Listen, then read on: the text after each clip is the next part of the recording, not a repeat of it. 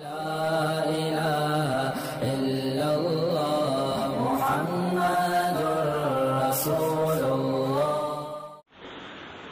کے بارے میں جو سوال بہت زیادہ پوچھے جاتے ہیں، الٹی آ گئی ہے، ابکائی آ گئی ہے، اس سے روزہ تو نہیں ٹوٹا، انجیکشن لگانا ہے، چوٹ لگ گئی ہے، خون نکل گیا ہے، خون لگانا ہے، انہیلر لینا ہے، تو الٹی آنے سے روزہ نہیں ٹوٹتا۔ الٹی آنے سے روزہ اس وقت ٹوٹے گا جب دو شرطیں پائی جائیں گی۔ ایک یہ کہ الٹی منہ بھر کر ہو بہت زیادہ، اور منہ بھر کر الٹی ہوئی اور آپ نے اس کو نگل لیا، تو نگلنے سے روزہ ٹوٹ جائے گا۔ دوسری شرط یہ ہے کہ الٹی منہ بھر کر ہو، خود سے نہ ہو بلکہ آپ نے جان بوجھ کر کی ہو، منہ بھر کر اچھی طرح سے۔ منہ بھرنے کا مطلب یہ ہوتا ہے کہ اتنی زیادہ ہو کہ آپ اگر روکنا چاہیں تو وہ روک نہ سکیں، اس کو منہ بھر کے کہتے ہیں۔ ورنہ اب منہ ہر ایک کا جو ہے کیونکہ وہمی لوگ جو ہے نا، پھر وہ وہمی لوگ جو ہے نا وہ تنگ کرتے ہیں۔ وہمی کہتے ہیں اب مجھے پتہ ہی نہیں چل رہا کہ میرا منہ بھر کے ہوا ہے یا منہ تھوڑا ہوا ہے۔ تو بھائی اب منہ تو آپ کا اپنا ہے، میں تھوڑی پتہ لگا سکتا ہوں کہ آپ کا منہ بھرا ہے کہ نہیں بھرا۔ اس کا ایک فقہا نے ضابطہ بیان کیا ہے کہ اتنا کہ منہ میں روکنا اس کو ممکن نہ ہو۔ تو چھوٹی موٹی ابکائیاں آتی ہیں، چھوٹی موٹی الٹیاں آتی ہیں، یہ اگر نگل بھی لیں تو بھی روزہ نہیں ٹوٹتا۔ ابکائی آئی اور آپ واپس لے گئے تو نہیں ٹوٹتا۔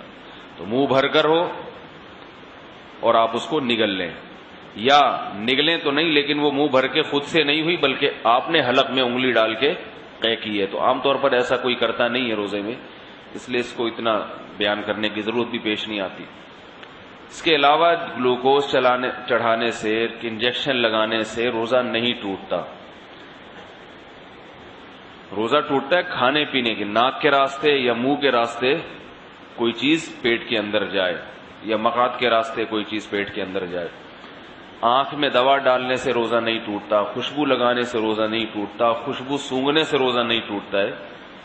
کان میں دوا ڈالنے سے روزہ ٹوٹتا ہے یا نہیں، اس میں علماء کا اختلاف ہے۔ پہلے جو ہمارے فقہاء ہیں انہوں نے لکھا ہے کہ کان میں دوا ڈالنے سے روزہ ٹوٹ جاتا ہے۔ اس کی وجہ یہ ہے کہ ان کا یہ خیال تھا کہ کان جو ہے نا یہ دماغ تک اس کا کوئی لنک ہے، ہم جب کوئی چیز کان میں ڈالتے ہیں تو دماغ میں پہنچتی ہے وہ۔ لیکن بعد میں جو ڈاکٹروں کی تحقیق ہے وہ یہ کہ کان میں کچھ بھی ڈال دیں وہ دماغ تک نہیں پہنچتی، نہ پیٹ میں جائے گی وہ، نہ دماغ میں جائے گی۔ تو اس تحقیق کی وجہ سے علماء کی رائے بھی تبدیل ہوئی۔ تو ابھی ہمارے اکابر کا جو فتویٰ ہے، یعنی سارے ہی ہمارے اکابر ہیں جو اس پہ خلاف ہیں، وہ بھی ہمارے ہی ہیں، لیکن مطلب یہ کہ جو میرے اساتذہ ہیں ان کا جو فتویٰ ہے اس بارے میں وہ یہ ہے کہ روزہ نہیں ٹوٹتا کان میں دوا ڈالنے سے۔ البتہ ہمارے ہی اکابر میں بعض اس کے قائل ہیں کہ ٹوٹ جاتا ہے، تو احتیاط یہ کہ نہ دوا ڈالی جائے، اور اگر کسی نے دوا ڈال دی ہے تو بھی کچھ نہیں ہوتا، انشاءاللہ روزہ نہیں ٹوٹے گا۔ آنکھ میں دوا ڈال دی اور اس کا اثر گلے میں محسوس ہوا تو بھی روزہ نہیں ٹوٹتا، سمجھ رہے بات کو؟ تو سر میں تیل لگانے سے روزہ نہیں ٹوٹتا، احتلام ہو جانے سے، نائٹ فال ہو جانے سے روزہ نہیں ٹوٹتا۔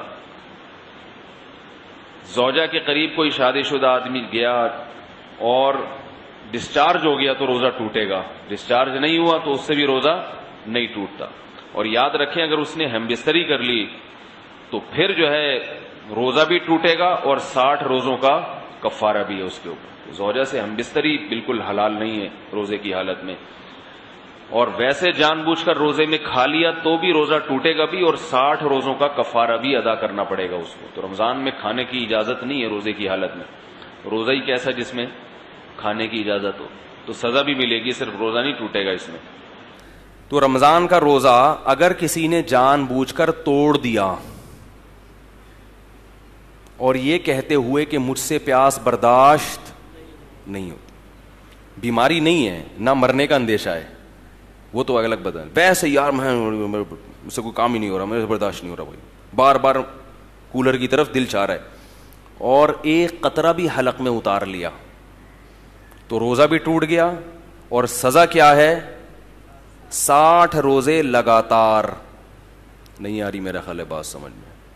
روزہ توڑنے کا کفارہ کیا ہے؟ رمضان کا روزہ 60 روزے جان کر اگر توڑا ہو کسی نے، 60 روزے بولو بھائی لگاتار، ورنہ توبہ قبول نہیں ہو, اور یہ والا روزہ بھی قضا کرنا پڑے گا. اور وہ جو 60 روزے رکھنے ہیں ان میں اگر 59 روزوں کے بعد آپ کی طبیعت خراب ہو گئی اور 60واں نہیں رکھ سکے تو پھر پہلے دن سے دوبارہ, یعنی اس میں بیماری کی بھی کبھی عذر قابل قبول نہیں ہے, کیونکہ یہ کس کا روزہ ہے؟ رمضان کا. یہ مذاق نہیں ہے, یہ اللہ کا بہت بڑا حکم ہے.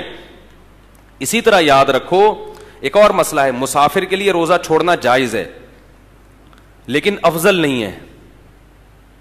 افضل اس صورت میں ہے جب مسافر کو روزہ رکھنا مشکل ہو. یہ جو حدیث میں آتا ہے لیس من البر الصیام فی السفر, سفر میں روزہ نیکی نہیں ہے, یہ اس صورت میں ہے جب سفر میں روزہ رکھنا آپ کو بہت زیادہ مشکل لگ رہا ہے. اگر سفر میں روزہ رکھنا مشکل نہیں ہے, جیسے کہ آج کل اکثر مشکل نہیں ہوتا, جہازوں کا, ٹرین کا, بسوں کا سفر ہے, بڑے آرام سے رکھ سکتے ہیں, تو ایسی صورت میں روزہ رکھنا افضل ہے کیونکہ رمضان کی فضیلت حاصل ہوگی. سمجھتے ہیں کہ نہیں سمجھتے؟ تو اس میں سستی کاہلی کر کے روزہ نہیں چھوڑنا چاہیے, جائز ہے بہرحال, چھوڑنا نہیں چاہیے. ایک مسئلہ یہ ہو گیا. دوسرا مسئلہ اور اچھی طرح سمجھیں کہ یہ جو مسافر کے لیے روزہ چھوڑنا جائز ہے یہ اس صورت میں ہے جب سحری کا وقت سفر کے دوران آ جائے.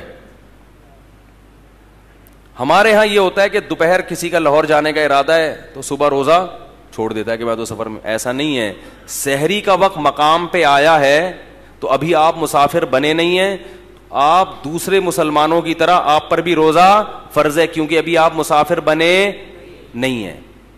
اب جب آپ نے روزہ رکھ لیا تو سفر میں اس کو مکمل کرنا واجب ہے, سفر میں آپ وہ توڑ نہیں سکتے. ایک خاتون کا پچھلے سال فون آیا, میں امریکہ سے پاکستان آ رہی تھی تو میں نے روزہ رکھ لیا تو سورج ہی نہیں غروب ہو رہا. سورج غروب یا تو یہاں سے جاتے ہوئے ہوتا ہے یا آتے ہوئے, ایک طرف ہوتا ہے.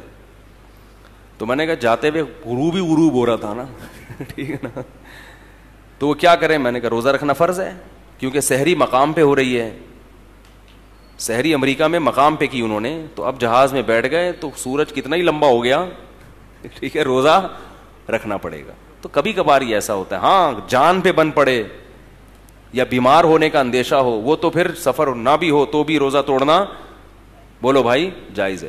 تو ایک مسئلہ ہے. دوسرا مسئلہ یہ, مسافر نے روزہ چھوڑ دیا, سفر میں سحری آئی تھی, آپ یہاں یعنی آپ جہاز میں بیٹھے لاہور سے کراچی آ رہے ہیں, راستے میں سحری کا وقت ہو گیا جہاز کے دوران یعنی پرواز کے دوران, تو آپ روزہ چھوڑ سکتے ہیں, آپ نے چھوڑ دیا روزہ. لیکن جب آپ نے روزہ چھوڑا تو جہاز میں ہی بیٹھ کے جتنا کھانا ہے کھا لیں. جب ایئرپورٹ پہ آپ اترے اور کراچی میں مقیم بن گئے تو جیسے ہی اپنے علاقے میں داخل ہو گئے یعنی شہر میں داخل ہوئے تو اس وقت کھانا پینا آپ کے لیے جائز نہیں ہے, بند, کیونکہ اب آپ مسافر نہیں رہے. اگرچہ روزہ نہیں ہے لیکن روزے داروں کی طرح آپ کو رہنا پڑے گا کیونکہ آپ نہ مسافر رہے نہ مریض رہے.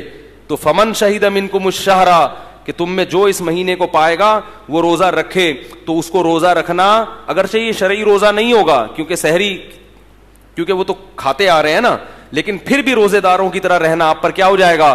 واجب ہو جائے گا. نہیں آ رہی بات؟ ہم نے دیکھا ہے مسافر کا روزہ نہیں ہے, وہ آ کے کھا رہا ہوتا ہے. بھائی اب تو مسافر نہیں رہے نا تم, اب تھوڑی مسافر ہو, اب چپ آرام سے جیسے دوسرے بیٹھے ہوئے ہیں نا اس طرح بیٹھو, کھانے پینے کی اجازت. وہ کہتے ہیں جب میرا روزہ ہی نہیں ہے تو روزہ بھی مجھے بعد میں بھی قضا کرنا پڑے گا اور اب بھی مجھے کھانے پینے کی اجازت نہیں ہے. بالکل ایسا ہی ہے, بعد میں یہ قضا بھی کرنا پڑے گا کیونکہ آدھے دن تو آپ چرتے رہے نا, آدھے روزے تھوڑی ہوتے ہیں, اور آدھا دن آپ کو روزے داروں کی طرح رہنا بھی پڑے گا. سمجھ رہے کہ نہیں سمجھ رہے؟ تو یہ حکام ہے جن کی لوگ رعایت نہیں کرتے.